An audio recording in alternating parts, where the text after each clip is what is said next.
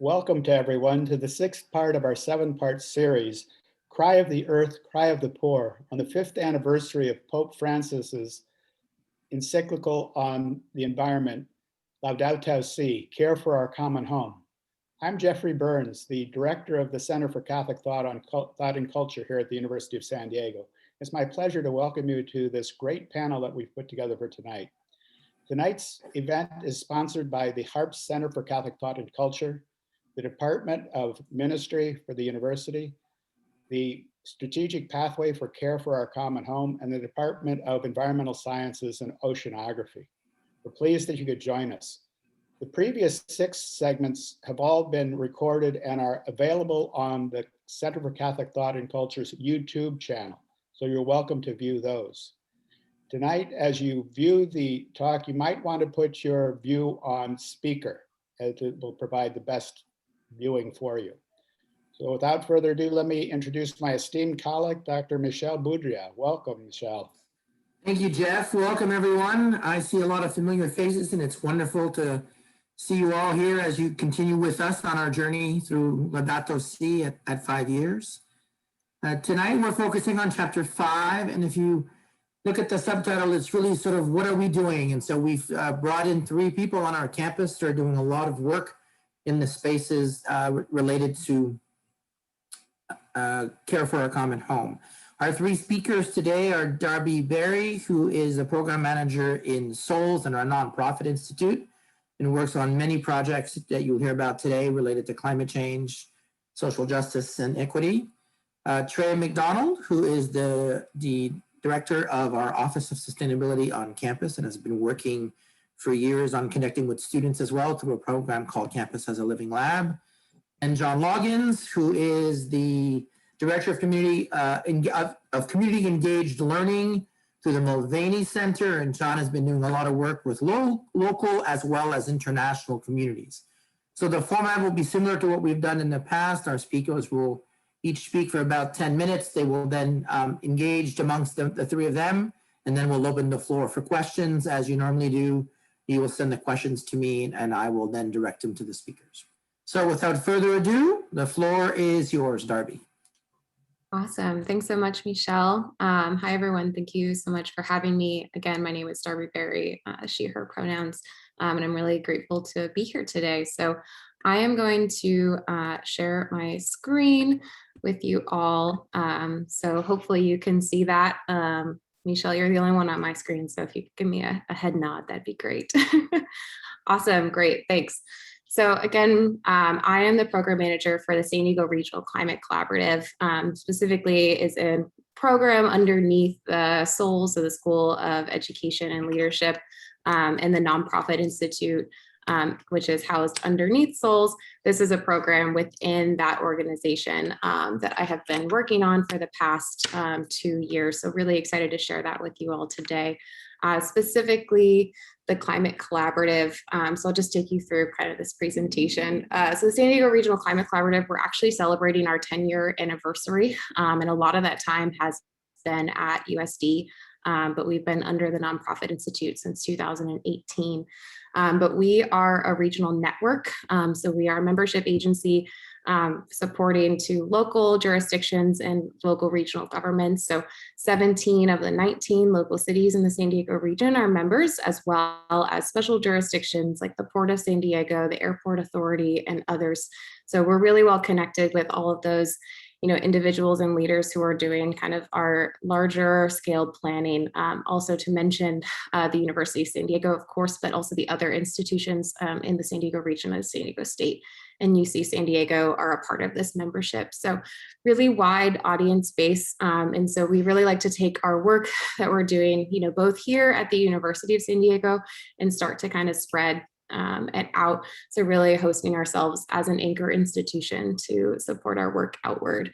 So I'm going to go through a story map. So one of our programs at the San Diego Regional Climate Collaborative focuses on this nexus of water and equity, which you can imagine is a really important place. And I know the Pope has talked about it in his encyclical as well, but Water is pretty critical to, both our life forms ecologically, as well as when we talk about it as a resource. It is a renewable resource, but it's one that we have to manage really, carefully, because it is a finite resource of fresh water that we're drinking. So a lot of this work in particular that I'm going to share with you is focused on how we're looking at that specific in the San Diego region, and how we're looking at it from a lens of where inequalities have been historically, and how we're working on bridging those gaps and bringing, both a climate lens as well as a lens of equity to the work that we're putting forward.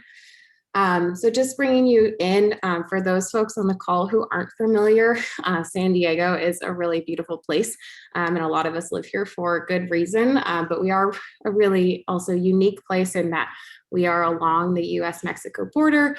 We do have a small number of cities in comparison to other counties in California. That being said, we also have the most biologically diverse county in the entire contiguous 48 United States. So that's a pretty impressive title to bear. So we have a lot of really important ecological resources as well as people resources that we need to take care of and manage. And then, we're also in a really unique situation in that we are kind of surrounded by both coast and desert, and our water resources here are, limited and finite. We do love our Mediterranean climate. So we celebrate warm, dry summers and cool, wet winters. Although it hasn't been that wet this winter, I'm sure people have been enjoying that. But as well here, geologically, we kind of work on a coastal canyon situation. So the map you'll see on your screen highlights the 11 coastal canyons and watersheds in the San Diego region. So unlike some other places, we do have, to a lot of coastal geomorphologists and other watershed scientists, we have smaller watersheds. But in addition to that, we also have, some issues with access and equity. So where our watersheds have runoff, where a lot of these different kind of co-lingering benefits interact, also have an impact on, who is receiving the downwash from flooding and pollution, is really something that we need to look at within our neighborhood specifically. And I'll talk a little bit more about that as well. But we also have a really unique water management system. So the map that has just come up as well is just the water management districts within the San Diego County Water Management District. It doesn't include any sort of private water management districts, which a lot of, you can see there's a big gap to the desert side. So a lot of that water management is done in a different format. But here we have, I think there's 37 different actors.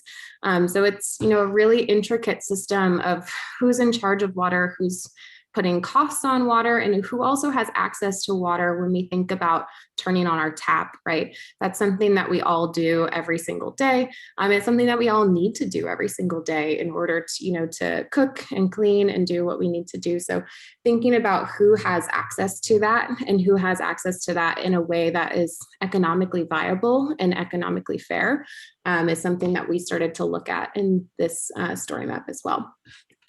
The other piece of the puzzle, in addition to, turning on the tap, is also thinking about where our water goes when it rains.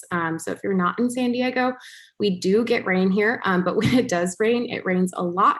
And we also don't necessarily have an infrastructure system that is set up to kind of capture that rain. So we see large amount of rain runoff, big, swaths of urban flooding, in a lot of areas experience that.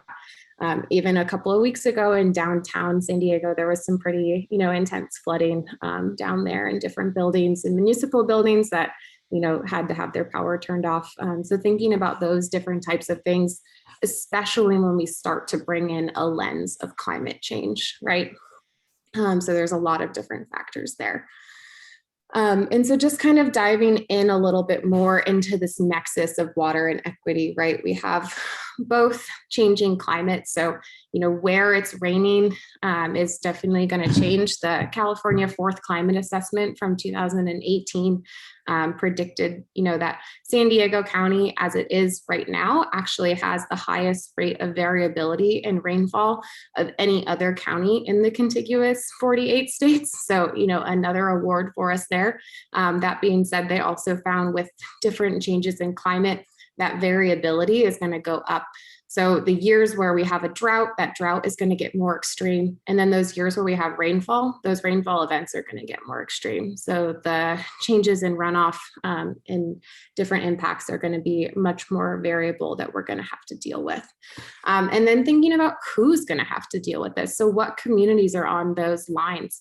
And often when we see these bigger impacts from flooding and runoff, particularly in the San Diego region, a lot of these communities are aligned with those who have been historically underserved or underrepresented, or on different types of California scales are considered to be disadvantaged communities. In addition to that, we also have a lack of safe drinking water. So who's also having water come out of their tap, and is that water safe? So these are just kind of some of the big highlights that we go through in here. And as well, I'll share this link with everyone. This is a public document, so I'll make sure that if you want to dive into some of the literature as well, I'll make sure to do that. And a lot of the work that I do as well is really around this lens of planning. And so when we think about who has access to what we consider to be, these big climate factors, access to green space, parks, outdoors, and, safe spaces, a lot of these communities are also, corresponding with affluence. And we see that our communities of color and our communities who have been historically underserved are typically the ones who don't have access to a lot of these amenities.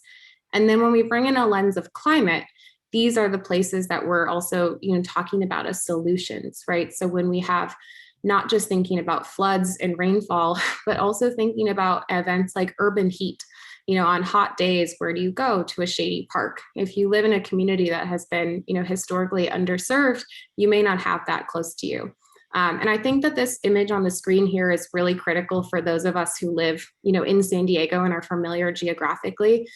This is an aerial photo of what is over Chicano Park. So historically Latinx community in Barrio Logan. You can see all of these convergences of highways. And so I think, this is a really critical piece of what we, historically was considered redlining. And so some of those impacts on communities still exist very much through today. So having access to healthy parks and safe parks is a really big water issue. And I don't know, if that's something that we've talked about a lot before. And so I also, I know that I'm just saying a lot of things here that sometimes sound kind of terrible, but I do want to also paint this idea of a region in motion and speak to, the lines of approach that we're talking about today. So a lot of the work that I get to do, which is the work I really enjoy doing, is working with community and working with our local city governments, as well as making sure that they have a pathway to work with our community-based organizations and community organizations who are on the ground and, connecting with residents. So it's not just the, local government staff who's doing the work, but really, the region as itself coming together. So I do want to point out that I have some positive things to share. So I highlighted in this story map, we did a deep dive into 3 particular projects in the San Diego region. So you can see them up here.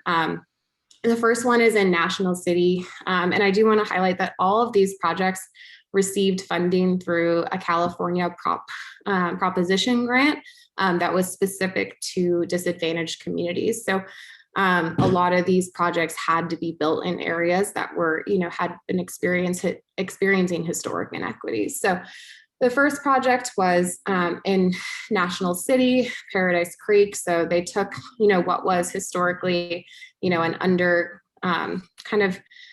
low maintenance storm channel that frequently flooded. And a lot of the housing around here is low income housing. And so a lot of the folks who live here were consistently, anytime it rained, dealing with issues of flooding or and pollution, and having that come into their homes and their health impacts. So they took these branches and kind of worked through them. I'm realizing that our pictures are stalled here. Oh, that's me. And work through those. Another project was in Choyas Creek. So they did something similar, but this was a project where they were removing invasive arundo. So in San Diego, conservation-wise, the arundo plants are really invasive and not great when we're thinking about water retention and water runoff. So they did a community-based plan where the city partnered with a community-based organization, Groundwork San Diego, to do this work and, empower the residents to kind of support the work, as well as, really making sure that they had access to the spaces that were being cleaned up.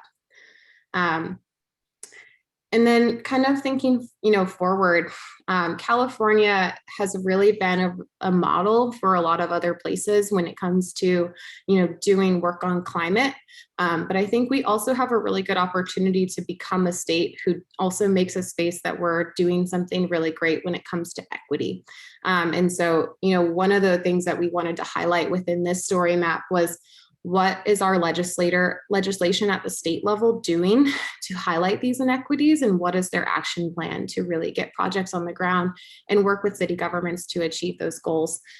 So we pulled out in here in April 2019, Governor Gavin Newsom released his California Water Resilience Portfolio. It's incredibly comprehensive, focus of action, but two of his main focuses were on both climate as well as access to safe drinking water. And even during the pandemic, the access to safe drinking water for communities was one of the programs that did not get cut during any of the budget cuts for during that time. And he also pulls out a lot of ideas around equity in the environment. Both, we talk about equity in the built environment as well as in our natural environment. So supporting, natural ecosystems and their ability to be regenerative and our water resilience overall. In addition, we also, as a network agency, really wanted to connect those resources. So there's other spaces in here where you can learn more and connect with a lot of other organizations in San Diego. So I'll just scroll through those really quick, as well as I think Michel maybe mentioned the Equinox Quality of Life Dashboard also sits here at the University of San Diego in the Nonprofit Institute. It is an incredible resource for a lot of these conversations, as well as our approach to action. So I'll stop there and stop sharing. I think I maybe went a few minutes over, so I apologize for that, but thank you.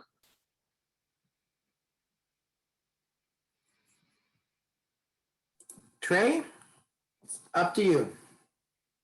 I believe you're being upstaged. I am. Since All my right. name is Gaia and protects the planet, I'm okay with that. All right. Hopefully you're seeing what I'm seeing. Excellent. Very good. Well, thank you very much for inviting me to chat with you a little bit this evening. I'm excited to talk to you a little bit about sustainability at USD and a few of the things that we're doing. Well, maybe if I can get the slide to advance, that would be helpful. There we go. So this begs to the first question: why should we address sustainability at USD? Well, I think we've really been answering that question over the past several weeks in this series. There are several plans and mandates in place that we've been asked to follow. There's been a call for sustainability, and it starts with the cool Pope. He's really had a call to action, and USD has responded. Sustainability is one of the 6 strategic pathways at USD. It was adopted in the guise of care for our common home. And we have a cool Pope. We also have a cool president. So I have to have cool photos of both of them. Dr. Harris committed us to climate neutrality by 2035. So there's a lot going on. There are a lot of reasons behind what we're doing. But one of the other reasons we don't talk about nearly as much is the economic picture. In fiscal year 2019 alone, the university spent over $4 million on electricity alone. We spent over $500,000 on natural gas, and we spent over $1 million on water. which directly relates to what Darbi was just talking about. That's over $6 million in our utilities. And if we can find ways to improve our efficiency and the ways that we use these resources, they're going to provide other financial resources for the university to use in other places. So how is USD doing this? How are we living Laudato Si? Well, in the sustainability office, we have a lot of areas we focus on. But tonight, I just want to talk about briefly a couple of them. One being our approach to energy and climate, and the other is education and culture, specifically how we use campus as a laboratory. First, energy and climate. And reading through chapter 5, you'll find several references to energy throughout the chapter. I saw at least eight that regarded energy efficiency and conservation, and another 6 that were about renewable energy. So the Pope is really focusing on energy and climate. I think 180 is probably the paragraph that captures it the most. The Pope asks us to promote ways of conserving energy and favoring forms of production with maximum energy efficiency, removing products which are less energy efficient or more polluting, and encouraging the construction and repair of buildings aimed at reducing energy consumption and levels of pollution. And I'm happy to say that USD has responded, and we are doing things to live up to this. The university has created a climate action plan, and we've incorporated energy efficiency and conservation across the campus. A quick overview of the climate action plan. It was approved in November 2016, and it utilized the year 2010 as the baseline for our greenhouse gas emissions. And that year, our emissions totaled roughly 30,000 metric tons of carbon dioxide equivalent. The plan focused on several areas, but there are short-term and long-term goals for each. But the take home here is the major short-term goal was a 15% reduction in our greenhouse gas emissions by 2020. And then longer term, a 50% reduction in greenhouse gas emissions by 2035. And if you've been paying attention, you'll realize that has been updated to climate neutrality by 2035, meaning we have to reduce and or mitigate all of our carbon emissions by 2035. And this is a bit of our progress. I'm not going to go through all of this, but you can see it's a mixed bag. We've done really well in some areas. We've done not so well in others. But overall, we've done well in moving toward our goal of a 15% reduction in greenhouse gas emissions by 2020. We actually surpassed that in 2019, and we've seen a 17.5% reduction in our greenhouse gas emissions. If we do better in some of these other areas, we're gonna do well across overall. And you can see this in this graphic. The green line is the trajectory that we need to follow to achieve the original cap goal of the 50% reduction in our emissions by 2035. You can see from the orange line and the orange dots that we have done really well in comparison to that goal.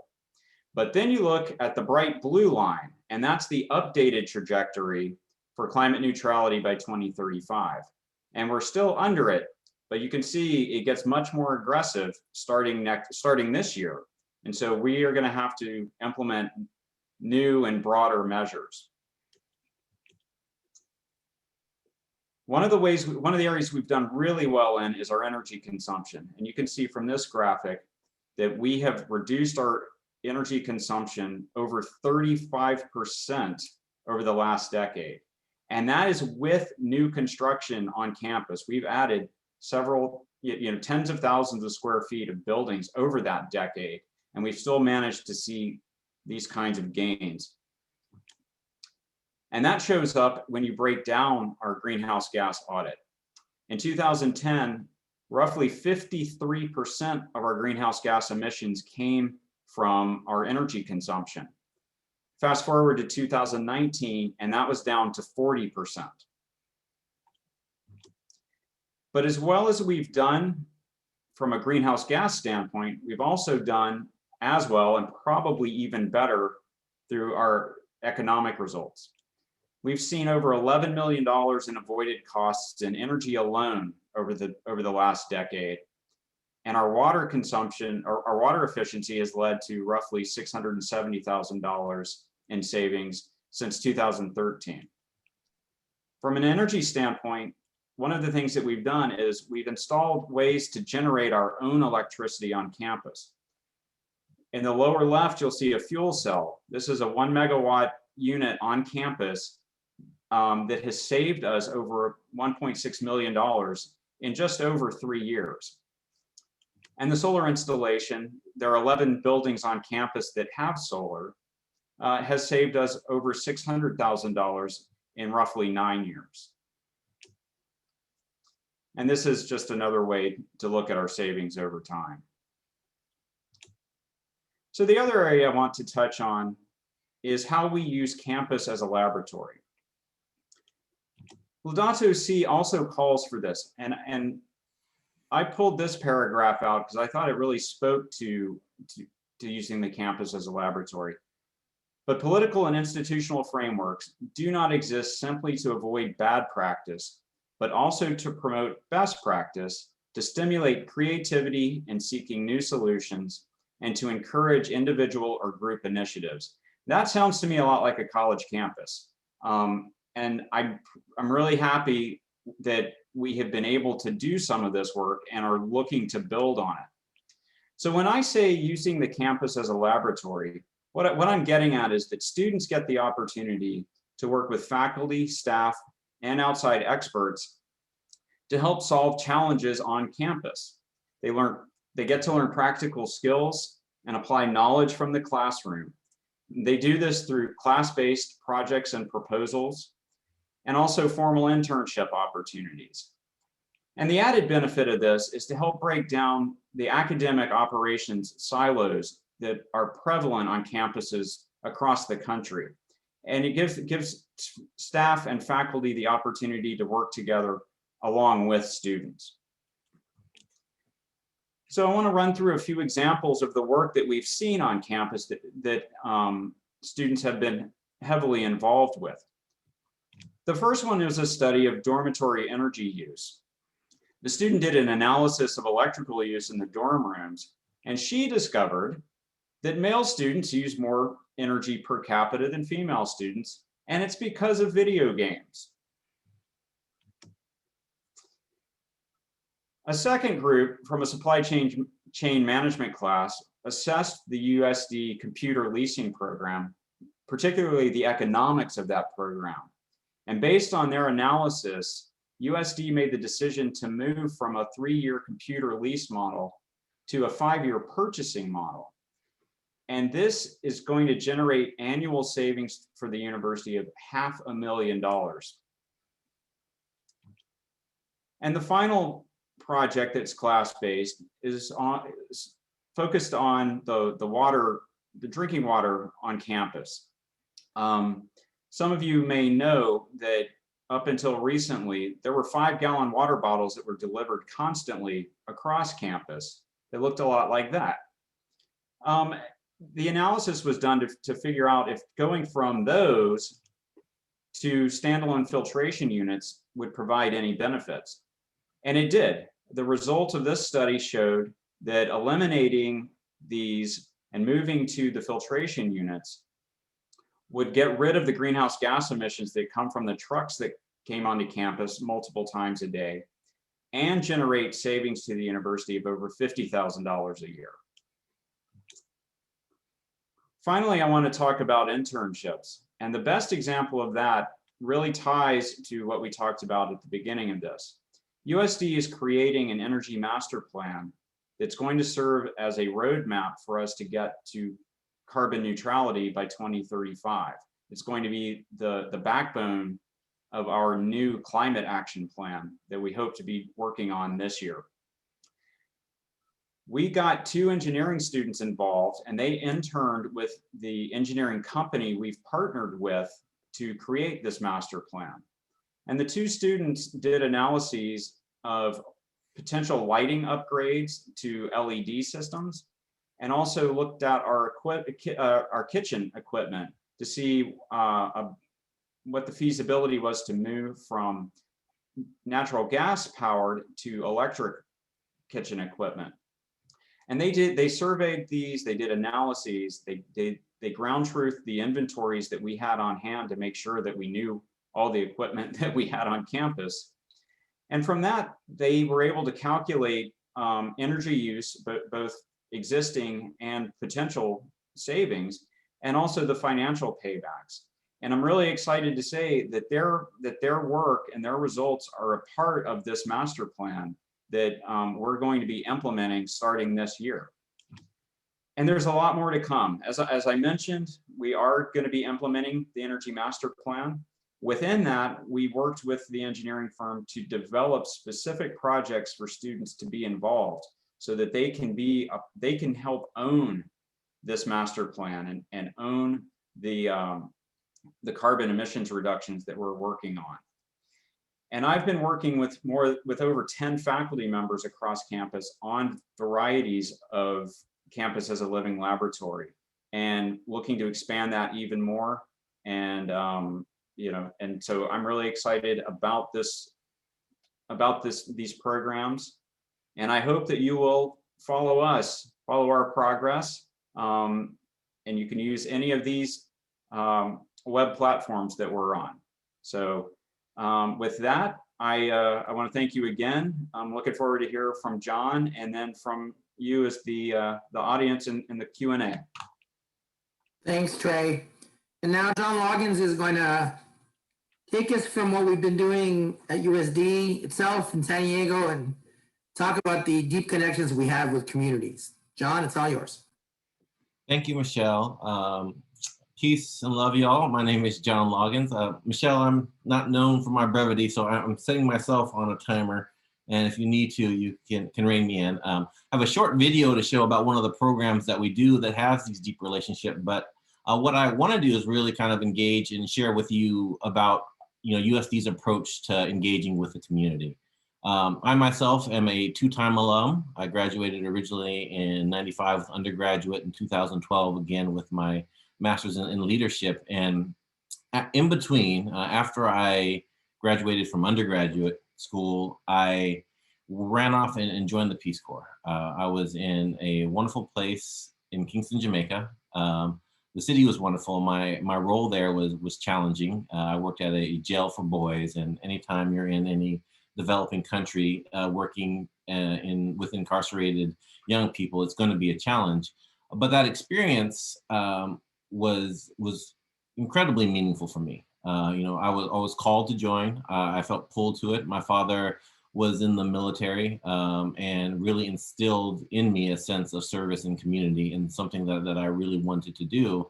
And as a young, bright-eyed, bushy-tailed 20-year-old rushing off to do some good in the world, I think I quickly realized that I didn't have a whole lot to offer in terms of what resources I could be in Jamaica. What I did learn, though, is that, the connections I was able to build in the community, how I was able to connect with folks, the love that I was able to generate for myself was huge. And it became probably one of the most seminal, most important experiences of my life. I still learn from it today. And I think as I press myself to and challenge myself to continue learning from that experiences, wonderful things like the encyclical give me more spaciousness and more things to work with and more things to examine. As freshly coming out of the Peace Corps, I was, trying to readjust back to life at home. People would ask you about it, and I never would know what to say because it's a meaningful experience. But to contextualize it and to put it into words was hard, because what I wanted to do was to talk about the service, because people think you're going there to help and fix things. And knowing that I didn't do a whole lot of that, but I still had this wonderful experience, so I had a hard time putting it into words. A friend of mine had given me a speech by a priest in Mexico by the man named Ivan Illich. And the speech was delivered to a volunteer organization that had been coming down consistently. And he titled it "To Hell with Good Intentions." And basically, he, in a very scathing speech, told the folks that what you're doing here by volunteering and serving in this community is perpetuating dynamics that keep people marginalized and poor. Stop coming, just send money. Which, after someone who spent 2 years doing international service, didn't land very well with me. And it really brought up a huge sense of dissonance, like wrestling with trying to make sense of this beautiful, loving experiences I had. In his words, I had to try to figure out, like, how do I make sense of that experience? And, you know, I found myself blessed to find my way back to USD, to work in community engagement and with people that really thought this through. You know, even as an institution, USD is committed to compassionate service. We have for 35 years had a center that was committed to volunteer services and getting students out there. And, you know, in that time, USD hasn't been resting on its laurels. It hasn't been doing service solely one way that doesn't respond to Father Illich's words, that isn't considering all of those things, and just the founding principles of what the Sisters of the Sacred Heart contributed in the sense that, you know, beauty will attract them and the truth will set you free. I'm probably condensing that quote, but that's the gist of, you know, I think a lot of the reason why our campus looks the way it does. But having worked with the sisters for a long time in New Orleans and here in San Diego, I also understand it to be that there's beauty in a lot of different things. And when you're engaging with folks in the community with solely a deficit lens, not looking for any of the beauty in the community, the opportunity to actually connect and join with folks is incredibly diminished. You know, the relationship becomes way more transactional. Like, we're here to fix this problem. We're here to do this thing. And those things can be great. But at the same time, it really doesn't create the room for this real genuine connection to happen. And when the encyclical came out, I'll read it to you. I'm going to drop it in the chat for those of you who can see the chat. In the 91st section, there's a wonderful passage there. Everything is connected. Concern for the environment thus needs to be joined to a sincere love for our fellow human beings and an unwavering commitment to resolving the problems of society. And for me, and for USD and our approach, being able to understand, like, the solving of the problems and the resolving of those issues that are ongoing needs to go hand in hand with the relationships. It can't be one or the other. And then I think when you're thinking about care for the common home and how, as human beings, we build the capacity to love things outside of ourselves. You know, for me, it's a natural fit that the first thing we're going to find to love are the people around us, because there's this human empathy that we have, where we can connect and reach out and identify with other people. If we're able to do that and learn and expand that love and that grace to the environment and the world around us, we stand a way better chance of having a sustained effort at it, as opposed to seeing it as, okay, my wallet, my budget's going to be impacted by climate change, therefore I need to do something. Like, you know, I think there's lots of reasons to really be guided to this work and to take up this work, but I think the most sustainable way to stick with it is, you know, and I'm proud to be at a Catholic university where I can loudly proclaim that love is the sustaining energy. Love is the generative energy. If you're able to establish those connections and bring them to the forefront of their minds and give them the opportunity to practice it, because it's not I feel like it is natural, but I think there's so many conditions in our system, in our society right now, that it really sets us up to be a little bit more divisive than we need to be. And I think the world, the way it is now, is very representative of that. But given the opportunity, and at USD, we work very deliberately about creating spaces. When we work with our partners in the community, we're always thinking about it in a democratic, reciprocal way. We want to make sure that we're not going in there with this objective. We've identified this problem in order to fix you, but we are coming to this community to build these relationships. And if a problem emerges, we can work on it together and grow from there. And right now, what I'm going to do is share a video example of how this works. Again, as a it's my timer, as a former Peace Corps volunteer in Jamaica. It was a great pleasure after about 4 years of being here on campus to be able to create a program in Jamaica with students so that I could bring them there so they could fall in love with the place the same way that I fell in love with it. And let me pull it up.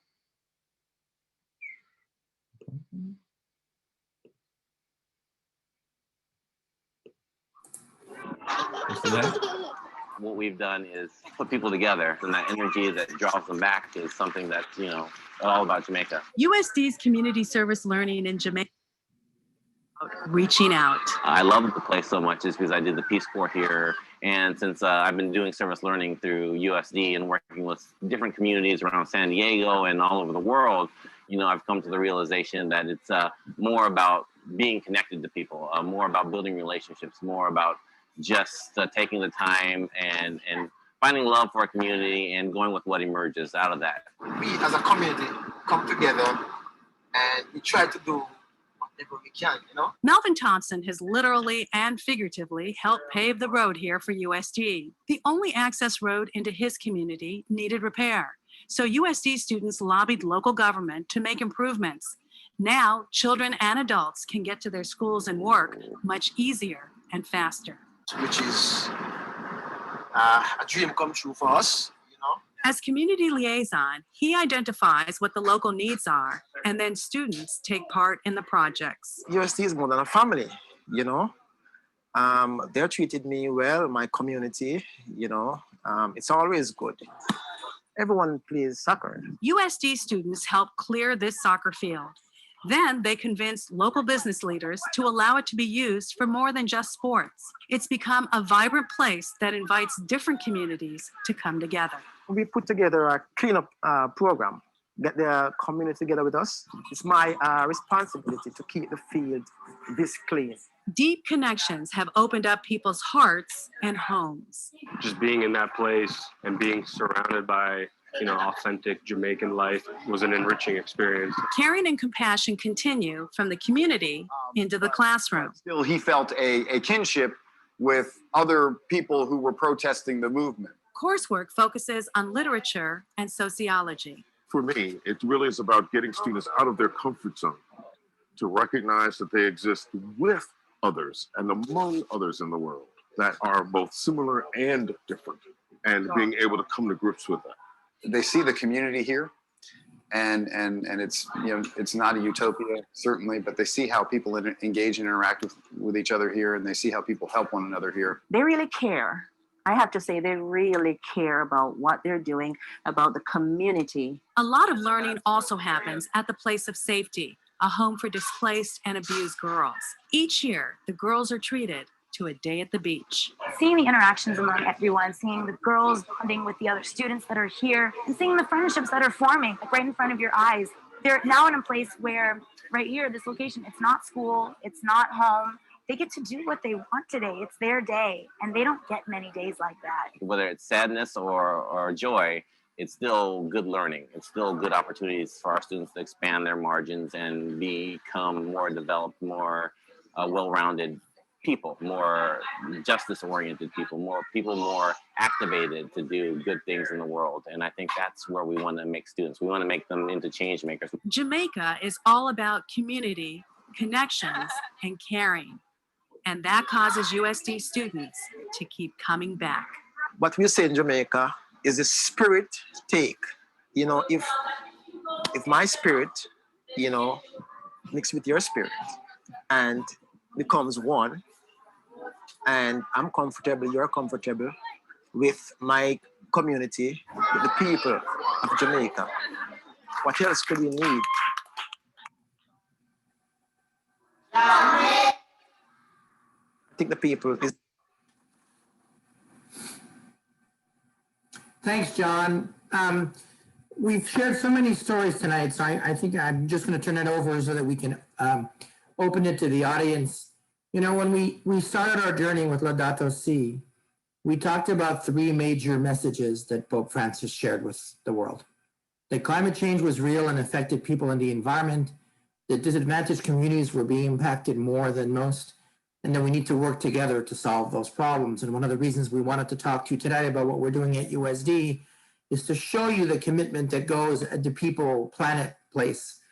They're getting together, they're working with the communities, but not just going in and saying hello, but going in and being part of the community. I actually went with John to Jamaica, and I recognize my friends Taxa and Angela who really welcome everybody from USD to be part of the story. And so what I'd like to do now is open up the floor for any questions from the audience. Please send them to me in the chat, and then I will unmute you, and you can ask our panel anything about what Darbi's group is doing in San Diego, what Trey and his group is doing on campus, and what John has been doing in many places, including in Jamaica.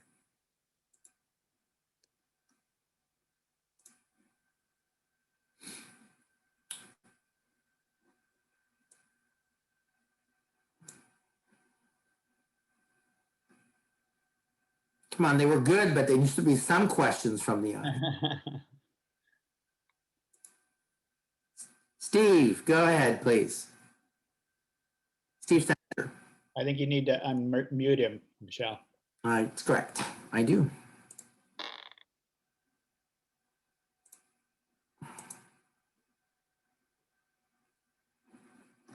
I'm getting there. Oh, yeah, hi. I'm teaching a information literacy class this semester, and I have a student who's from Jamaica, and I would love to have that video to show him this. This is a first-year student, to show him what USD has done. If there a way we could get a link to that Jamaica video? Absolutely. I'll drop it in the chat, and I'll make it available via the emails through Michel and Jeffrey too. Thank you very much.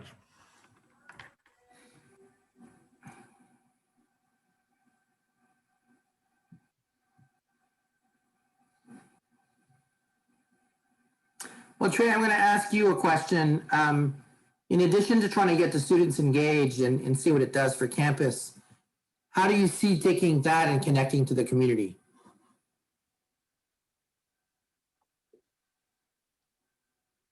That's a really good question. You know, my philosophy has always been that we should get ourselves right before we try and tell other people what to do. But I think that's one of the joys of using the campus as a laboratory. We can experiment, and we can work the kinks out of ideas on campus, and then we can offer them to the community. We can work with our partners at Mulvaney and in the Climate Collaborative to to show what works, at least in an institutional setting, and offer those experiences to others across the community. One idea that I would love to implement at USD that you and I have talked about before is trying to participate in the solar decathlon and tailor our approach to the solar decathlon to be something that would be really resonant within the community. So it'd be a learning opportunity, and hopefully it would also be a community benefit. Great. We have a question from Keith. Can you please? Hi, good afternoon. So Trey, loved your presentation. I loved all the presentations. I'm involved in something similar to that at Oregon State University, and I'm very curious how you got the solar panels and the fuel cells funded. Aha. We actually do not own either. The university has taken advantage of some contracts where they're called power purchase agreements. And so the companies own the power generating equipment. So we have one company that owns the solar panels. They are responsible for maintaining, operating those. And USD is contractually obligated to purchase every kilowatt hour of electricity that they produce. Exactly the same or very similar situation with the fuel cells. Bloom is the company that owns them. They operate them, they maintain them, and USD purchases every kilowatt hour of electricity that is produced. Their incentive to operate and maintain them is to make more money, because the more they produce, the more we have to buy. But it's good for us because the cost per kilowatt hour of each of those generating facilities is less, significantly less than grid power. So we do really well. Now, if the university were able to pay for those things up front, the financial paybacks would be even better. But because the capital expenditure was so great, it made more sense to enter into a long-term contract. Thanks, Trey. Lawrence Mayer, and I think Darbi, you might be able to help with this question. Please, you can ask your question.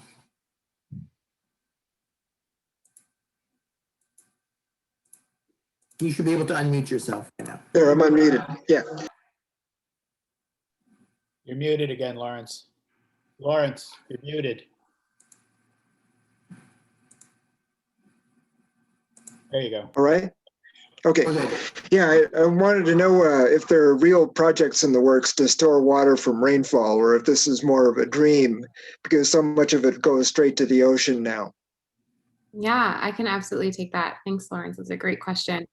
So the Climate Collaborative a few years ago, prior to my tenure here, actually participated with another community-based organization as well as the city of San Diego to do a pilot program on, and I think they put in about 200 rain barrels on people's houses. So specifically, this project was focused on rain capture that could create gray water systems for those homes.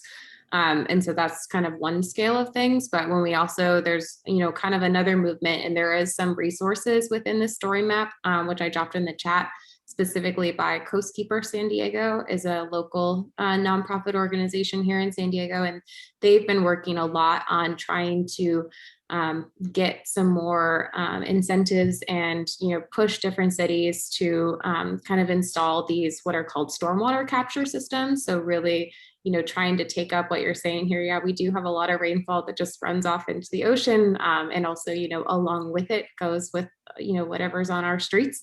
In San Diego, our stormwater systems are not super robust. So literally everything goes with it, pollutants and lately masks and all.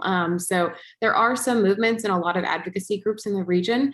That being said, when it comes to municipal funding, stormwater has largely always been on the chopping block. So I would encourage you to also attend your local city meetings whenever stormwater is up and make sure that their budgets are funded so that they can push the limits on these projects too. Thanks, Darbi. I'm going to ask a question for someone before I say that, just as an example of what we mean by engaging our students. We had a student do the research to get rain barrels on campus, in part to answer that question. So these are the kinds of models that we want to use and get, as Pope Francis says, get everybody together in the community to be involved in solving these problems. I have a question probably for Trey more than the other two.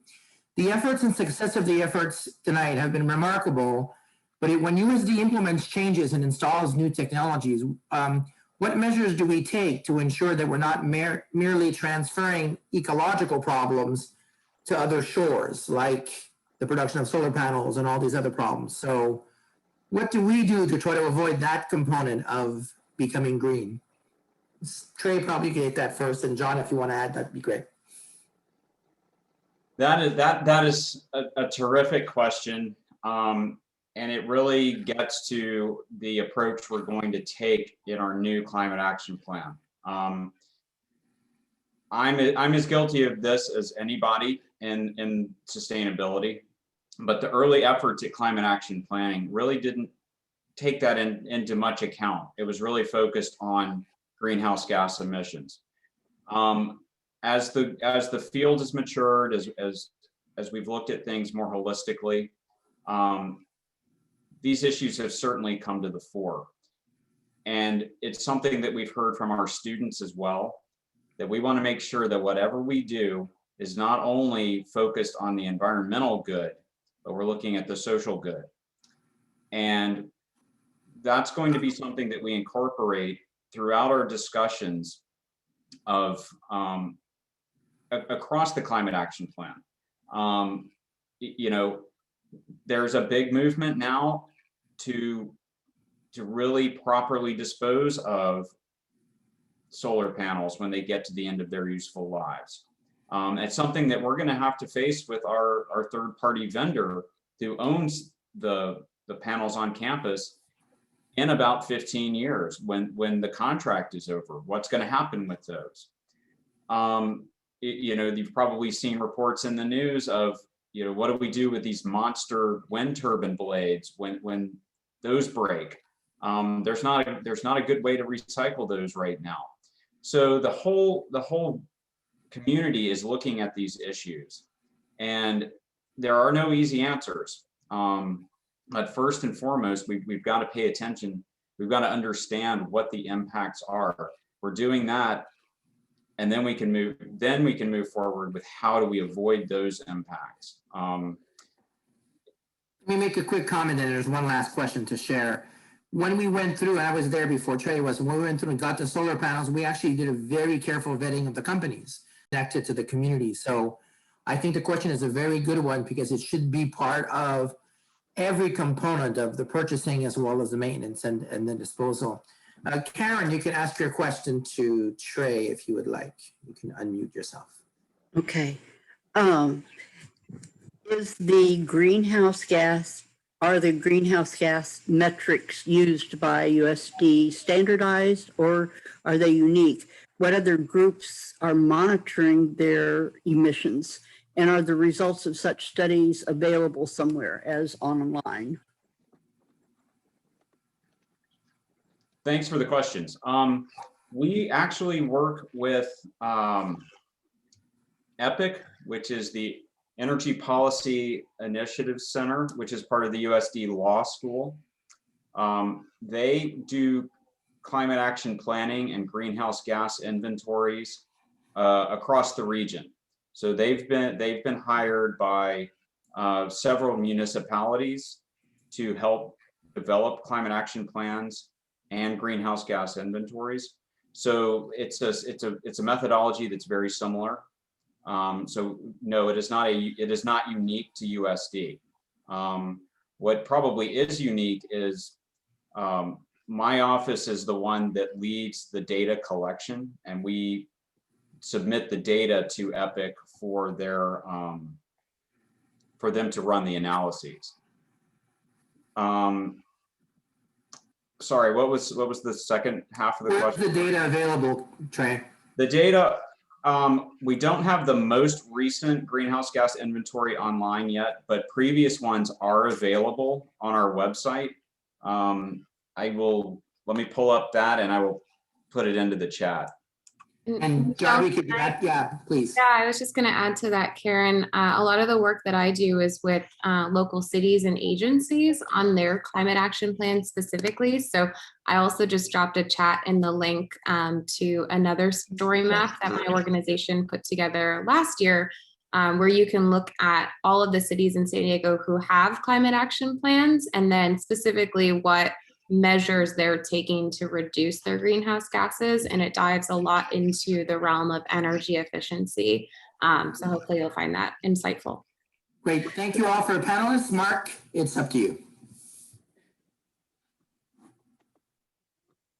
Well, thank you to Darbi and Trey and John for sharing with us some inspiring and hopeful developments.